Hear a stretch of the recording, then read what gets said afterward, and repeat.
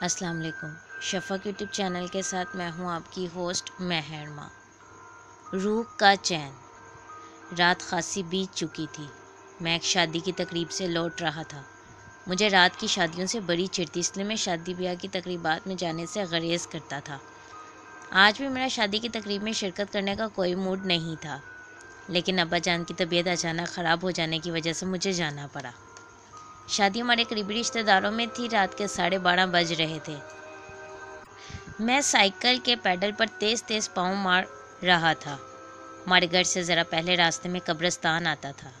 قبرستان آتے ہی مجھے خوف سا آنے لگا تھا۔ بچپن ہی سے نہ جانے کیوں مجھے قبرستان کے قریب سے گزرنے پر خوف طاری ہو جاتا تھا۔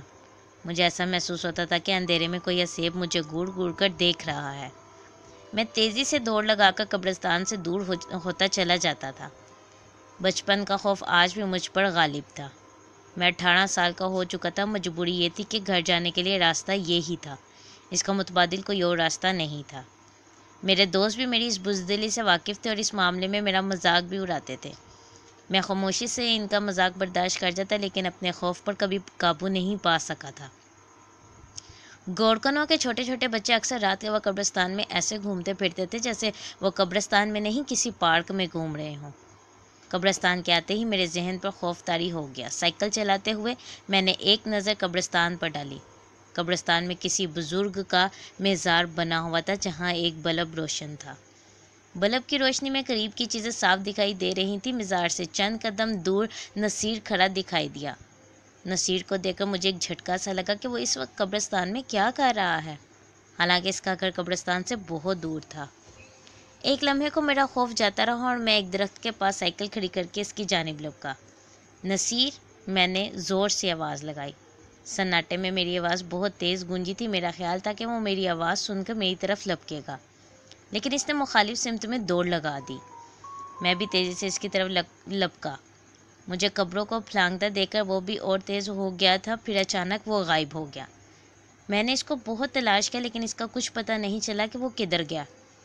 اسے یوں غائب ہوتا دیکھ کر مجھ پر خوف طاری ہو گیا۔ سمجھ میں نہیں آ رہا تھا کہ نصیر کو زمین نگل گئی یا آسمان کھا گیا۔ وہ قبرستان سے کیسے غائب ہو گیا؟ میرے بدن سے پسینے چھوٹ پڑے۔ میرے علاوہ اس وقت قبرستان میں کوئی نہیں تھا، اس لیے زیادہ خوف طاری تھا۔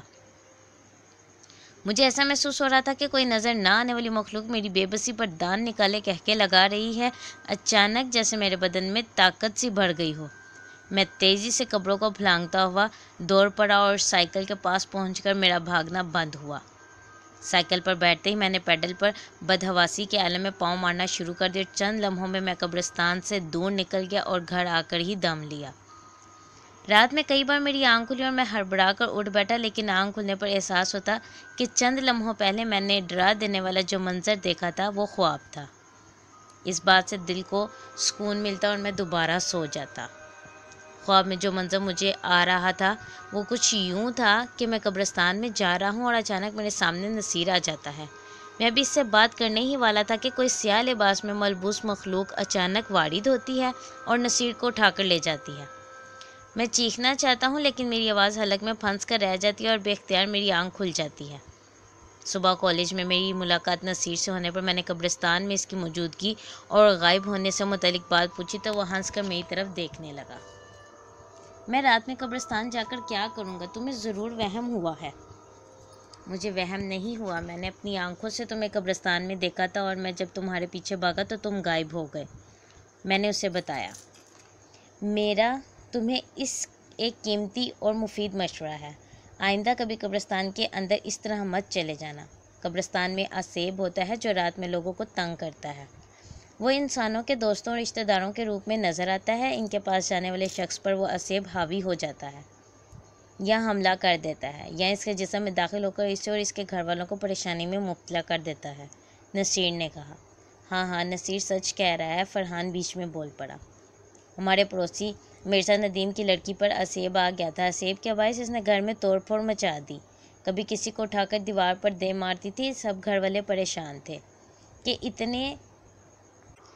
اتنی کمزور اور نازک لڑکی میں اتنی طاقت کہاں سے آ گئی جو وہ اتنی طاقتور ہو گئی کہ اپنے سے بھاری بھاری سامان اور انسانوں کو اس طرح پھینک رہی ہے جیسے کوئی کھلونا پھینک رہی ہو۔ ممکن ہے آیا ہو، میں نے کہا۔ میں ان سے اس وقت کہہ بھی سکتا تھا۔ نصیر کو میں نے خاصے فاصلے سے دیکھا تھا۔ یہ بھی ہو سکتا ہے میرا وہم ہو، وہاں کوئی بھی نہ ہو۔ نصیر کا رات کے 12:30 قبرستان میں کیا کام ہو سکتا تھا؟ اس واقعے کو گزرے 2 ماہ ہو چکے تھے اور میں بھی اس واقعے کو بھولتا جا رہا تھا۔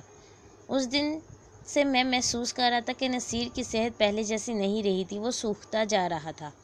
اس کی آنکھوں کے گرد ہلکے پڑتے جا رہے تھے اور اس کے جسم سے گوشت کم اور ہڈیوں کا ابھار زیادہ دکھائی دینے لگا تھا۔ مجھے اس کی صحت گرنے پر سخت تشویش تھی۔ میں نے کئی بار اس کو مشورہ دیا کہ وہ کسی اچھے ڈاکٹر کو دکھائے۔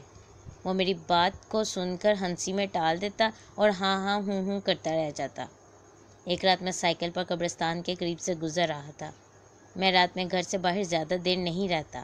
اس دن اتفاق سے اپنے دوست غلام محی الدین کے گھر گیا۔ اس کے گھر والے کسی شادی کی تقریب میں گئے ہوئے تھے۔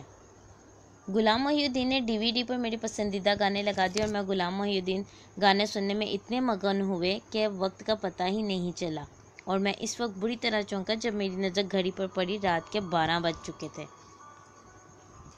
میں بدحواسی میں تیزی سے صوفے سے اٹھا اور غلام محی الدین سے اجازت لے کر گھر کو چل دیا۔ قبرستان آتے ہی میری سائیکل اچانک ایک جھٹکے سے فضا میں اچھلی اور میں دھڑم سے سڑک پر گر پڑا۔ سائیکل کے نیچے ایک بڑا سا پتھر آ گیا تھا جو میں دیکھ نہیں پایا اور سائیکل سمیت سڑک پر گر پڑا۔ میں جیسے ہی سڑک سے اٹھا، اچانک مجھے ایسا لگا کہ کوئی شخص قبرستان سے باہر آ رہا ہے۔ میں اس کو دیکھ کر بری طرح چونکا۔ وہ شخص کوئی اور نہیں، نصیر ہی تھا۔ میری آنکھیں حیرت سے پھٹی کی پھٹی رہ گئیں۔ اس کی آنکھیں آگ کا شعلہ لگ رہی تھیں۔ آنکھیں کھلی ہونے کے باوجود وہ ایسے چل رہا تھا جیسے نیند میں چل رہا ہو۔ نصیر، نصیر، ٹھہرو، میری بات سنو۔ میں نے بے ساختہ اسے پکارا مگر نصیر چلتا ہوا میرے پاس سے گزر کر اس طرح جانے لگا جیسے اس نے میری آواز سنی ہی نہ ہو۔ میں نے اس کا کندھا پکڑ کر اس کو جھٹکا دیا اور وہ ایسے چونکا جیسے میں نے اسے نیند سے بیدار کر دیا۔ وہ غصے سے گڑ کر مجھے دیکھنے لگا۔ نصیر، ایسے کیا دیکھ رہے ہو؟ میں تمہارا دوست ہوں، میں نے اسے حیرت سے دیکھتے ہوئے کہا۔ زندگی چاہتا ہے تو فوراً میری نظروں سے دور ہو جا ورنہ ابھی اور اسی وقت تجھے ختم کر دوں گا، نصیر نے عجیب نظروں سے اور غصے بڑے لہجے میں کہا۔ اس کی آواز مجھے بدلی بدلی سی لگ رہی تھی۔ ایسا محسوس ہو رہا تھا کوئی بہت بھاری بھرکم شخص بول رہا ہو۔ اس کی آواز سے بے اختیار مجھ پر کپکپی سی طاری ہو گئی۔ میں نے یہ بمشکل کامتے ہاتھوں سے سائیکل کو پکڑا اور سوار ہو کر تیز رفتاری سے سائیکل کو بھگاتا ہوا آگے کو بڑھ گیا۔ پھر میں نے پلٹ کر بھی نہیں دیکھا۔ اس وقت میں بہت خوفزدہ تھا اور جلد سے جلد گھر جانا چاہتا تھا۔ وہ رات میری آنکھوں میں کٹی۔ رات بھر میں سکون کی نیند نہ سو سکا تھا۔ بار بار آنکھ کھل جاتی تھی۔ نیند سے بیدار ہونے پر مجھے اپنا جسم گرم گرم لگ رہا تھا اور درد بھی کر رہا تھا۔ تمہیں تو سخت بخار ہے، امی جان نے میرے بستر سے اٹھنے پر میرے ماتھے پر ہاتھ لگایا۔ تم آرام کرو، آج کالج جانے کی ضرورت نہیں۔ میں مشکل سے بستر سے اٹھا اور ہاتھ منہ دھو کر چائے اور پائے سے ناشتہ کیا۔ بخار کی گولی گھر میں موجود تھی۔ کھانے سے دوپہر تک بخار کا زور ٹوٹ گیا اور میں خود کو ہلکا پھلکا محسوس کرنے لگا۔ البتہ بخار سے منہ کا ذائقہ کروا ہو گیا تھا۔ میں 2 دن تک کالج نہیں جا سکا۔ تیسرے دن کالج جانے پر پتہ چلا کہ نصیر بھی 2 دن سے نہیں آ رہا۔ میں اس رات کے واقعے سے واقعی بہت زیادہ خوفزدہ تھا، اس لیے میں نے نصیر کے بارے میں کسی سے بھی ذکر نہیں کیا کہ میں نے نصیر کو کس حالت میں قبرستان سے نکلتے دیکھا تھا۔ اس واقعے کو بھی مزید 2 ماہ گزر گئے تھے، لیکن نصیر کالج نہیں آیا اور نہ ہی میری ہمت ہوئی کہ اس سے ملاقات کرنے اس کے گھر چلا جاؤں اور پوچھوں کہ وہ کیوں نہیں آ رہا۔ ایک دن سریرا نصیر کے چھوٹے بھائی نثار سے ملاقات ہو کہ میں نے ہمت کر کے پوچھ ہی لیا، کیوں بھائی نثار، تمہارا بھائی کالج نہیں آ رہا، خیریت تو ہے؟ نصیر بھائی کی 2 ماہ سے طبیعت خراب ہے، وہ سوکھ کر ہڈیوں کا ڈھانچہ بن گئے ہیں،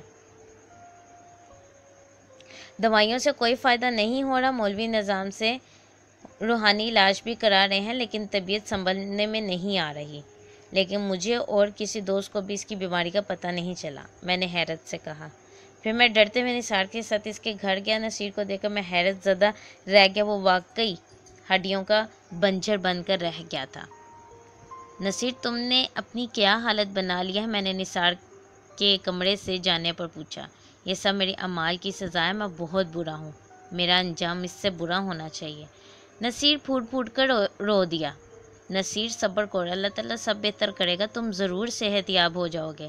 میں نے اس کو تسلی دی۔ نہیں، میں ٹھیک نہیں ہو سکتا، تم مجھے جھوٹی تسلیاں مت دو۔ جس نے مجھے اس حال پر پہنچایا اس نے مجھ سے صاف کہہ دیا ہے کہ میں چند روز سے زیادہ زندہ نہیں رہ سکوں گا۔ نصیر تم کس طرح کی باتیں کر رہے ہو، میری کچھ سمجھ میں نہیں آ رہا۔ میں نے کہا، تم سننا چاہتے ہو؟ اگر تم سننا چاہتے ہو تو سنو، شاید تمہیں یہ سب سن کر میرے دل کا بلکہ تمہیں یہ سب سنا کر میرے دل کا بوجھ ہلکا ہو جائے۔ نصیر نے میری طرف غور سے دیکھتے ہوئے کہا، تم مجھ سے کہتے تھے نا شریف اچھا لڑکا نہیں تھا، تمہیں منع کرنے کے باوجود میں اس سے ملاقات کرتا تھا۔ ایک رات وہ مجھے قبرستان لے گیا، میری سمجھ میں نہیں آیا کہ وہ مجھے کیوں قبرستان لے آیا ہے۔ رات کی تاریکی میں دور تک کوئی انسان نظر نہیں آ رہا تھا۔ ایک تازہ قبر کا ایک حصہ کھود کر وہ اندر چلا گیا۔ اسے قبر میں گھسے ابھی چند منٹ ہی گزرے تھے کہ مجھے سخت تشویش ہوئی کہ دیکھوں وہ کیا کر رہا ہے۔ قبر کے اندر اس نے چھوٹی سی ٹارچ جلا رکھی تھی، ہلکی روشنی سے قبر کے اندر کا منظر دکھائی دے رہا تھا۔ قبر میں ایک نوجوان لڑکی کی لاش پڑی تھی، لڑکی کے کفن کو شریف نے پوٹلی بنا کر ایک طرف رکھ دیا تھا، اور اب وہ لڑکی کی لاش کے اوپر جھکا ہوا تھا۔ اسے اس حالت میں دیکھ کر مجھے جھرجھری سی آ گئی کہ شریف اتنی گری ہوئی حرکت بھی کر سکتا ہے۔ میں وہاں سے بھاگ جانا چاہتا تھا، لیکن میرے پاؤں جیسے من بھاری ہو گئے تھے کہ میرے لیے پاؤں اٹھانا مشکل ہو گیا۔ کچھ دیر بعد وہ قبر سے باہر نکلا اور مجھے مجبور کرنے لگا کہ میں بھی وہی شرمناک حرکت کروں جو وہ قبر کے اندر لاش کے ساتھ کر کے آ چکا ہے۔ میرے انکار کرنے پر اس نے جیب سے پستول نکال لی اور دھمکی دی کہ میں نے اس کا حکم ماننے سے انکار کیا تو وہ مجھے جان سے مار دے گا۔ زندگی کس کو پیاری نہیں ہوتی؟ اپنی زندگی کو بچانے کی خاطر میں قبر کے اندر اتر گیا اور قبر میں وہی حرکت کر بیٹھا جسے میں چند لمحے پہلے بہت برا سمجھ رہا تھا۔ شریف نے قبر سے کفن نکال کر قبر کو دوبارہ سے پہلی جیسی حالت میں کر دیا۔ اس کام سے فارغ ہو کر شریف مجھے قبرستان سے باہر لے آیا اور دھمکی دی کہ یہ بات میں کسی کو نہیں بتاؤں ورنہ سنگین نتائج بھگتنا پڑیں گے۔ میں نے اسے یقین دلایا کہ میں کسی کو یہ بات نہیں بتاؤں گا۔ میں کئی دن تک شریف سے نہیں ملا، مجھے شریف پر شدید غصہ تھا۔ اس رات اس نے کوئی اچھی حرکت نہیں کی تھی۔ پھر ایک دن خود بخود میرے پاؤں شریف کے گھر کی طرف اٹھ گئے۔ شریف مجھے دیکھ کر بہت خوش ہوا اور رات ہو جانے پر قبرستان لے گیا۔ میں اس کے پیچھے ایسے چل پڑا جیسے اس کا غلام ہوں اور وہ میرا آقا۔ اس رات شریف نے وہی رات والی حرکت کی اور قبر سے باہر آ گیا۔ میں اس کے اشارے کا منتظر تھا۔ اشارہ پاتے ہی میں قبر میں اتر گیا اور اپنی شیطانی عمل میں مصروف ہو گیا۔ اب ہم دونوں کی دوستی اور مضبوط ہو چکی تھی، ہم ایک دوسرے کے رازدار بن گئے تھے۔ میرا حوصلہ بھر گیا تھا کہ میں جس رات شریف قبرستان نہیں جاتا میں اکیلا ہی چلا جاتا، قبر سے جو کفن لاتا وہ ایک کفن بیچنے والے کو سستے داموں فروخت کر دیتا۔ ایک رات شریف کو دوسرے شہر جانا پڑ گیا، میں اکیلا ہی قبرستان چلا گیا اور ایک تازہ قبر کھود کر اندر اترا۔ عورت کا کفن اتار کر میں جیسے اس کی جانب بڑھا، اچانک اس کی آنکھ کھل گئی اور اس کے منہ سے لمبے لمبے دانت باہر نکل آئے۔ میں گھبرا کر باہر نکلنے لگا، لیکن اس عورت نے میرا پاؤں پکڑ کر اندر کھینچ لیا۔ میں نے بہت کوشش کی کہ قبر سے باہر نکل جاؤں، لیکن اس عورت نے مجھے اتنی سختی سے پکڑ لیا کہ میں خود کو چھڑا نہ سکا اور بے بس ہو کر رہ گیا۔ جاتا کہاں ہے شیطان؟ وہ عورت کہکا لگا کر بولی۔ مجھے معاف کر دو، میں نے التجا کی۔ میں تجھے نہیں چھوڑ سکتی، تو میری حد میں آ گیا ہے، تیری جان تو اب مر کر ہی چھوٹ سکتی ہے، وہ بولی۔ خدا کے لیے مجھے جانے تو، میں پھر کبھی ادھر کا رخ نہیں کروں گا، یہ کسی صورت بھی ممکن نہیں ہے۔ تیرے دادا کا نام وکیل احمد ہی ہے نا؟ ہاں، لیکن انہیں کیسے جانتی ہو؟ میں نے چونک کر پوچھا۔ بہت پرانا قصہ ہے، میں تیرے دادا کے گھر نوکرانی تھی۔ ایک دن گھر والے کہیں گئے ہوئے تھے، تیرے دادا اور ان کے چند دوست گھر میں شراب میں دھت بیٹھے تھے۔ مجھے گھر میں داخل ہوتا دیکھ کر تیرا دادا مجھ پر بھیڑیوں کی طرح ٹوٹ پڑا۔ وہ مجھے نوچتا کسوٹتا رہا، میری سانسیں اکھڑنے لگیں، لیکن اسے ہوش نہ آیا۔ لیکن اس وقت تک دیر ہو چکی تھی۔ مرتے مرتے میں نے دل میں عہد کیا تھا کہ جب تک وکیل احمد اور اس کے گھر کے فرد سے اپنا انتقام نہ لے لوں، اس وقت تک میری روح کو قرار نہیں آئے گا۔ تو جب قبر میں اترا تھا میری روح خوش ہو گئی کہ میری مراد بر آنے والی ہے، وہ عورت بولی۔ لیکن یہ قبر تازہ ہے، پھر تم اس میں کیسے آ گئی؟ میں نے ڈرتے ڈرتے پوچھا۔ روحوں کے لیے کوئی کام مشکل نہیں ہوتا۔ قبر بہت پرانی ہے، صرف تیری نظر کا دھوکہ تھا، میرے جسم پر جو کفن تھا وہ بھی تیری نظر کا دھوکہ تھا۔ کہتے ہوئے اس نے مجھے اپنی باہوں میں دبوچ لی۔ میں بے بس پرندوں کی طرح پھڑ پھڑا کر رہ گیا۔ پھر مجھے کچھ ہوش نہیں رہا۔ ہوش آنے پر میں اس قبر میں اکیلا پڑا تھا، عورت غائب تھی۔ میں قبر سے نکل کر تیزی سے گھر بھاگا۔ دوسری رات نہ چاہتے ہوئے بھی میرے قدم خود بخود قبرستان کی طرف اٹھنے لگے اور قبرستان پہنچ کر میں قبر کے اندر اتر گیا۔ قبر میں وہ عورت موجود تھی، اس نے مجھے اپنی باہوں میں سمیٹ لیا اور میں بے ہوش ہو گیا۔ ہوش آنے پر دوبارہ گھر آ گیا۔ یہ سلسلہ روز ہونے لگا۔ میں اب جسمانی طور پر کمزوری محسوس کرنے لگا تھا۔ آہستہ آہستہ میں ہڈیوں کا بنجر بن کر رہ گیا۔ تم یہ بات اپنے والد کو ناسی کسی دوست کو تو بتا سکتے تھے نا، اس کا بروقت علاج ہو جاتا، میں نے کہا۔ میں اپنا جرم اور یہ بات بتانا چاہتا تھا، لیکن میں جب بھی یہ بات کسی کو بتانا چاہتا تھا تو دکھائی نہ دینے والے ہاتھ میرے گلے کو دبانا شروع کر دیتے تھے۔ میری سانسیں رکنا شروع ہو جاتی تھی۔ میرے خاموش ہو جانے پر گلے پر ہاتھوں کا دباؤ کم ہو جاتا تھا۔ پھر میں نے بہتر یہی جانا کہ یہ بات کسی کو نہ بتاؤں اور خود کو حالات کے دھارے پر چھوڑ دوں۔ نصیر نے بتایا۔ کیا وہ عورت درست کہہ رہی تھی؟ تمہارے دادا جان نے ایسی کوئی حرکت کی تھی؟ میں نے پوچھا۔ ہاں، میرے دادا جان کے بارے میں مشہور ہے کہ وہ بہت عیاش تھے۔ نہ جانے کتنی عورتیں ان کی ہوس کا شکار ہو کر قبرستان کی زینت بن چکی تھی۔ پیسہ ان کے پاس بہت تھا۔ پولیس رشوت لے کر کیس کو دوسرا رنگ دے کر دبا دیتی۔ تم حیران ہو رہے ہو کہ میں نے تمہیں پوری تفصیل بتا دی اور میرے گلے کو وہ ہاتھ نہیں دبا رہا؟ نصیر نے کہا۔ ہاں، ابھی تم سے یہی کہنے والا تھا، میں نے کہا۔ میں اس قدر کمزور ہو چکا ہوں کہ خود سے چل بھی نہیں سکتا۔ مجھے کوئی پکڑ کر اٹھاتا ہے تو اٹھ پاتا ہوں۔ وہ قبر والی عورت خود یہاں آتی رہتی ہے لیکن کسی کو نظر نہیں آتی۔ 2 دن پہلے ہی اس عورت نے مجھے بتایا تھا کہ تیرا دوست عمیر تیرے پاس آئے گا، تو اسے اپنا راز بتا دینا تاکہ دنیا والوں کو پتہ چل جائے کہ بشیرہ نے اپنا انتقام لے لیا ہے، نصیر نے ہامتے ہوئے کہا۔ ایسا محسوس ہو رہا تھا جیسے نصیر بہت طویل سفر کر کے آیا ہو اور تھکن سے ہانپ رہا ہو۔ نصیر، تم ہمت نہ ہارو، انشاءاللہ تم ضرور صحت یاب ہو جاؤ گے، میں نے اسے دلاسا دیا۔ عمیر، تم مجھے جھوٹے دلاسے مت دو۔ جو مولوی صاحب مجھ پر دم کرنے آتے تھے وہ کہہ رہے تھے کہ میرے گھر والوں نے روحانی علاج کرانے میں بہت دیر کر دی۔ وہ کوشش کر رہے ہیں لیکن طبیعت بہتر ہونے کی امید نظر نہیں آ رہی۔ وہ عورت بھی کہہ رہی ہے کہ میں 1 ہفتے سے زیادہ نہیں جی سکوں گا۔ یہ کہتے ہوئے نصیر کی آنکھوں سے آنسو بہنا شروع ہو گئے۔ میں نے رومال سے اس کے آنسو پونچھے اور اسے حوصلہ اور دلاسا دے کر چلا گیا۔ میں اس کے علاوہ اور کر بھی کیا سکتا تھا؟ نصیر سے ملاقات کے ابھی 1 ہفتہ بھی نہیں گزرا تھا کہ نصیر کے انتقال کی خبر مجھے مل گئی۔ بشیرہ نے اپنا انتقام لے لیا تھا اور نصیر کو بھی اپنے گھنونے فعل کی سزا مل چکی تھی۔ بقول بشیرہ کہ ایسے انتقام لینے پر اس کی روح کو سکون آ جائے گا۔ ممکن ہے ایسا ہو جائے۔ ایسا ہونے پر نصیر کے خاندان کے لوگ اب محفوظ ہو جائیں گے۔ اگر بشیرہ کی روح کو چین نہ آیا تو پھر اس کے خاندان کے مزید لوگ بشیرہ کے انتقام کی بھینٹ چڑھ سکتے ہیں۔ شکریہ۔ اس طرح کی مزید ہارر اور سسپینس والی ویڈیوز سننے کے لیے شفق یوٹیوب چینل کو لائک اور سبسکرائب کرنا مت بھولیں۔